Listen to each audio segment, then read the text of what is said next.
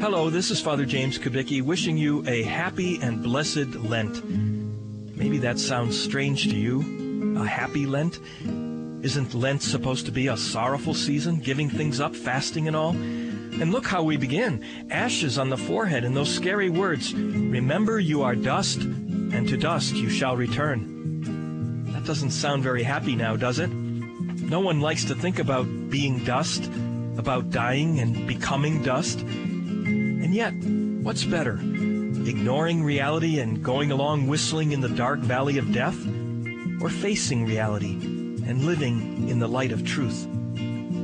Truth be told, you and I are going to die, but this reality shouldn't depress us. Psalm 90 says, "Teach us to number our days aright, that we may gain wisdom of heart." That's what makes Lent a happy time, the wisdom that we can have if we open ourselves up to the grace of this holy season. Though we are made of dust, we're not made for earth. We're made for eternal life and happiness with God forever in heaven. Lent is a time to remember this. And if there are things that have gotten in the way of your achieving your goal, to let go of them. Isn't that really a happy thought?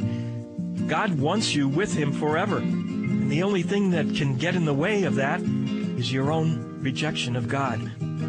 Something that happens when you make other things like pleasure, possessions, or prestige more important than Him. Choose God then, and be happy. Father James Kubicki is the National Director of the Apostleship of Prayer.